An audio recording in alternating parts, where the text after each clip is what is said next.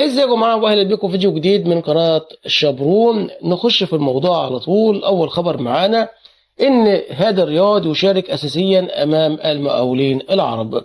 المدرب يستروب مقتنع بهادي الرياض اكتر من احمد رمضان بيكهام، وقال لك اللي هو شافه في المباراه اللي فاتت فادى اداء كويس يعني. وهيبقى هيعتمد يستروب على قلبين الدفاع ياسر ابراهيم وهادي الرياض، عشان طبعا إصابة أو غياب ياسين مرعي الذي يحتاج لفترة تأهيل قبل العودة للملاعب.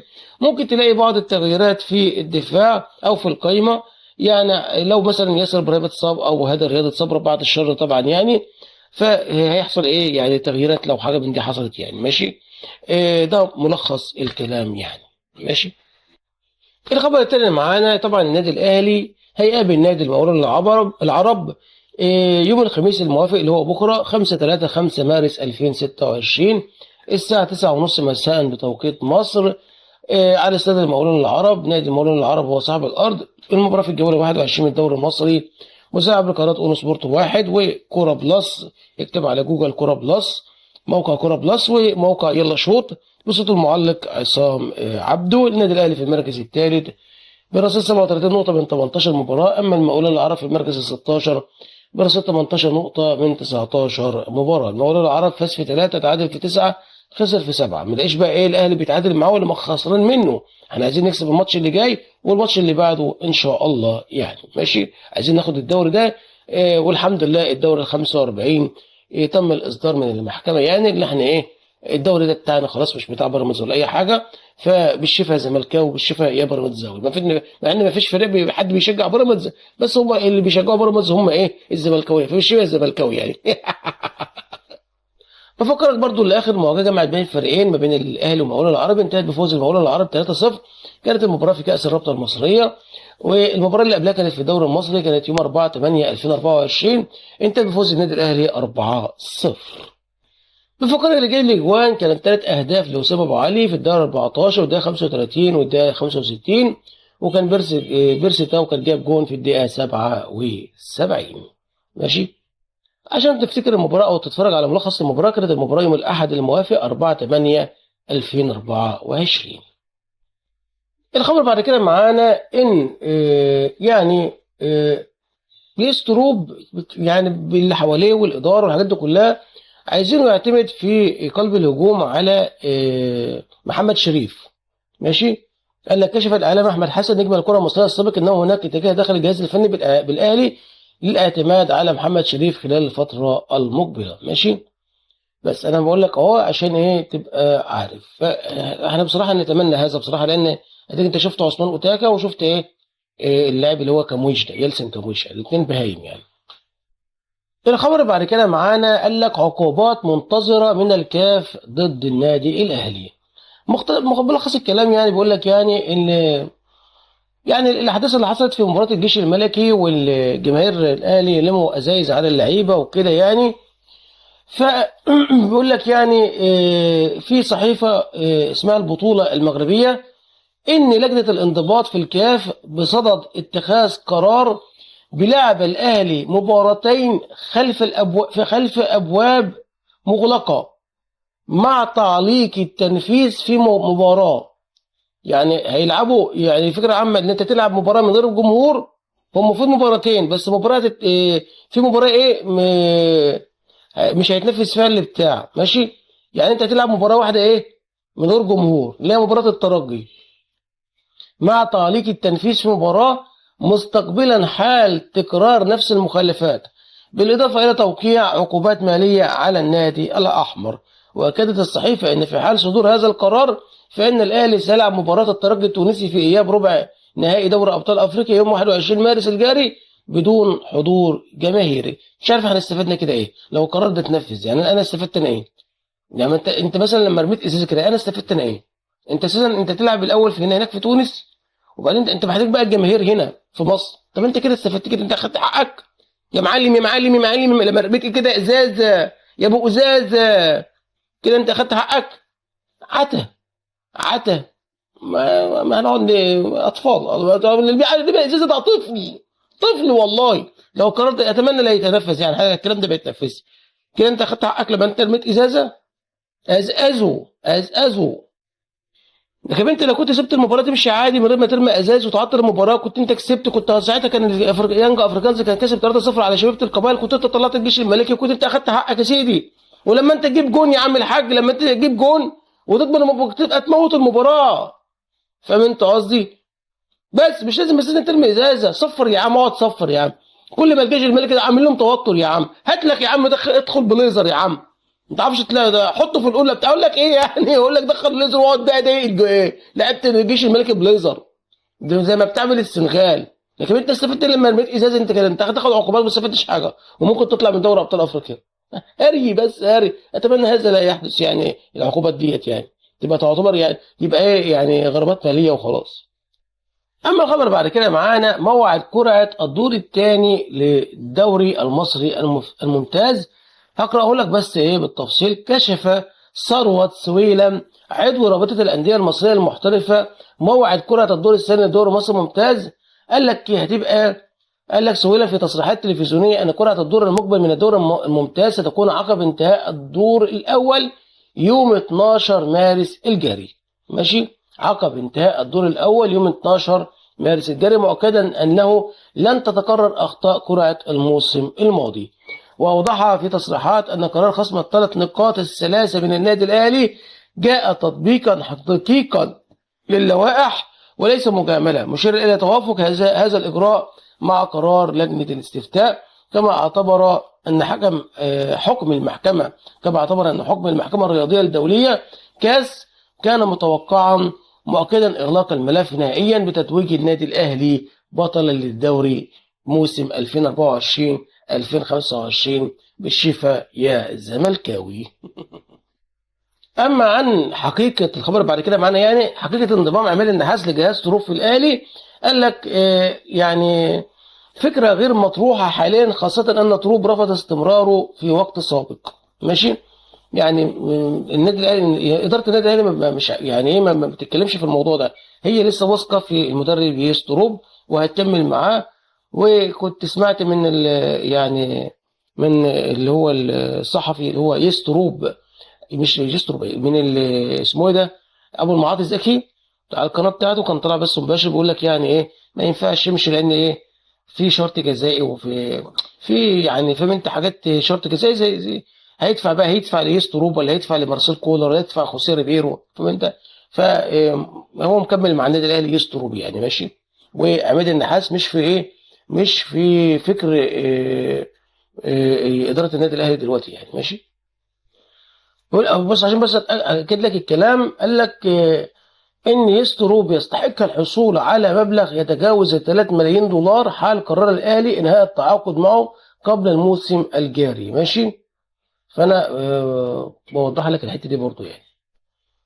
اما الحمد لله فتم يعني حل مشكله اشرف داري. وعلق قال لك اول تعليق من اشرف داري عقب الانضمام لكامارا السويدي. ماشي، قال لك يعني خوض تجربة جديدة وكاليمارا فريق عظيم، ويعني خلاص يعني فريق كاليمارا السويدي أعلن التعاقد مع أشرف داري قادما من أهل مصر على سبيل الإعارة لنهاية الموسم الجاري. وقال لك شعور أشرف داري، قال لك شعور رائع أن أكون هنا، أتطلع بشوق للقاء زملاء الجدد واللعب أمام الجماهير. وقال لك برضو أعلم أن كاليمارا لها تاريخ عريق وسيبذل قصارى جهدي لمساعدة الفريق، أمل أن نحقق إنجازات عظيمة معا ونحقق نتائج مميزة في الدوري السعودي. بالتوفيق لأشرف داري، والحمد لله اللي مشكلته اتحلت. ماشي، الخبر بعد كده معانا بالعمري ينفي صلته بحسابات مزيفة. يعني قال لك حسب المغربي يوسف بالعمري ان الجدل بشأن الحسابات المزيفة اللي بتحمل اسمه على مواقع التواصل الاجتماعي، ونزل يعني ستوري على حسابه الرسمي في الانستجرام انه يمتلك حسابا رسميا واحدا فقط، مؤكدا ان اي صفحات اخرى تستخدم اسمه او صورته او هويته لا تبث له باي صلة. قال لك اضاف برضو ان تلك الحسابات لا تمثله باي شكل، موجها الشكر للمتابعين على يقظتهم وثقتهم في حسابه الرسمي. ماشي. وقال لك وجاء توضيح اللاعب بعد تداول صورته عبر حساب مزيف على موقع فيسبوك منسوب إليه، ظهر فيها بقميص الأهلي مرفقة بعبارات لا تعبر عن مواقفه، وهو ما دفعه إلى الخروج ببيان مباشر لنفي أي علاقة له بتلك المنشورات. ماشي. يعني قلت أحب أقول لك الخبر ده برضو يعني. ماشي. أما عن الخبر اللي بعد كده معانا، إن يوسف روب يستبعد طاهر محمد طاهر من تشكيل الأهلي أمام المقاولين. ممكن تلاقيه موجود، اختصار الكلام يعني، ممكن تلاقيه موجود في دكة البدلاء، وهيعتمد بشكل أساسي على اللاعب أحمد السيد زيزو مكان طاهر محمد طاهر، لأن هو ما كانش مقتنع فيه في المباراة اللي فاتت اللي اتعادلنا فيها أمام الزد 1-1. قال لك يعني ما كانش بيفيدني هجوميا ولا دفاعيا. ماشي. ماشي. واحد كاتب لك تعليق قال لك احسن، يا ريت بيلعب تاني، وان شاء الله فوز النادي الاهلي في مباراه الايه، مباراه قدام المقاولين العربي يعني. ماشي. بس واحد قال لك برضو بالنسبه للمنشاوي اللي جاب لنا غلطه، هي برضو هيلعب ولا مش هيلعب؟ خلي بالك انا برضو كنت قرأت خبر يعني اللي الاعتماد بعد كده على يعني النادي الاهلي او المدرب ما بيفكرش في المباريات اللي جايه على ده يلعب مباراه وده يلعب مباراه، ده يلعب او دوري ابطال افريقيا اسمه ايه ده لشوبير، والدوري للاهلي، دوري مصر للمنشاوي او الشناوي. فانت قصدي فشكلها كده الايام اللي جايه هنلاقي بس اللي واقف ايه، مصطفى شوبير. اتمنى هذا بكل قلبي. اما عن مصابين النادي الاهلي، يعني الخبر اللي بعد كده معانا عندك عمرو الجزار وياسين مرعي ومحمد الشكري، دول المصابين في النادي الاهلي اللي مش هيلعبوا مباراه المقاولين العرب. اما عايز على كل لاعب بالتفصيل، قال لك يعني عمرو الجزار كان من المنتظر ان يشارك في تدريبات الفريق قبل مباراه زد الاخيره، الا ان المدرب الفني الدنماركي يستروب فضل عدم التعجل في عودته ومنحه مزيدا من الوقت للتعافي بشكل كامل. اما عن ياسين مرعي فقال لك سيواصل الغياب عن صفوف الاهلي امام مقاولون العرب بسبب اصابته بتمزق في العضله الضمه وعضلات اسفل الحوض ما يحول يعني مش هيخليه ايه يلحق بالمباريات اللي جايه يعني. قال لك اما بمحمد شكري اشارت يعني الكلام، قال لك يعني اللي هو سيخضع لاختبار طبي قبل مران اليوم الاثنين لحسم موقفه النهائي في المشاركه من اللقاء المرتقب. بس انا في نظري يعني انت عندك اساسا ايه بالعمري احسن منه، ف يعني ايه نعتمد على بالعمري. ماشي. ولو بالعمر بعد الشر اتصاب ولا حاجه، ان شاء الله محمد شريف يرجع فيرجع مكانه. فطبعا انت لو بالعمر اتصاب ربنا يا رب يعافيه من الاصابه، فانت ساعتها عندك هتلاعب كريم فؤاد في مكان بالعمر يعني كالعاده ايام مارسيل كولر يعني. ونسيت برضه احمد نبيل كوكا يعني، فانت يعني معلش جالي زهايمر بس. اما عن اشرف بن شرقي قال لك قرر مسؤول الاهلي توقيع غرامه ماليه مغلظه يعني تقيله قوي على اشرف بن شرقي عقب اعتراضه وابداء غضبه من قرار استبداله خلال مواجهه زد في الجوله العشرين من دوري مصر الممتاز. وقال لك برضه يعني وليد صلاح الدين مدرب كره بالاهلي يعني بيتكلم يعني على اشرف بن شرقي وجميع لاعبي الفريق بضروره الالتزام بقرارات الجهاز الفني بقياده المدرب ياسر روب واحترام التعليمات داخل الملعب وخارجه حفظا على حاله الانضباط داخل الفريق. وبرضه قال لك اداره الاهلي قررت ايضا توقيع غرامه ماليه على الفريق بالكامل عقب التعادل امام زد بهدف المثلي فهو فقدان نقطتين في سباق المنافسه في علاقه بالدوري. ماشي. وبس كده. ف ربنا يهدي النفوس. ويعني انا شايف ان اشرف بن شرقي ما كانش متضايق من يعني من اللي هو استبدل. هو الفكره العامه متضايق اللي هو ايه ما بيلعبش في مكانه وكده يعني، والمدرب ما بيحطش كل واحد في مكانه يعني، وفي عشوائيه في الملعب والحاجات دي كلها، فهو مش اخد براحته في الملعب شويه، فهمت؟ فعشان كده ده اللي كان مضايق اشرف بن شرقي يعني. ماشي. ماشي. احنا بقى لنا خلاص داخلين على 15 دقيقه يعني، دي كل الاخبار اللي معانا اخر الاخبار يعني. مفيش حاجه جديده يعني، لو في حاجه جديده انزل لك يعني.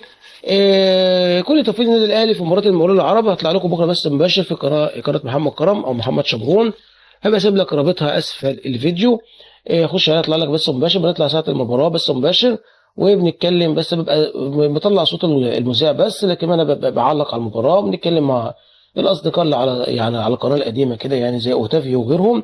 ويعني بس كده يعني، فانتظرونا بكره ان شاء الله الساعه 9:30 قدام مباراه المقاولين العرب. خلي بالك برضو ايه، يعني عندك برضو في مباراه برضو من بين بيراميدز، برضو بيراميدز هيلعب بكره في نفس توقيت النادي الاهلي قدام حرس الحدود. وبعد كده الزمالك هيلعب تاني يوم يعني قدام الاتحاد، هيبقى ايه يوم 6 مارس 2026 الساعه 9:30 مساء بتوقيت مصر.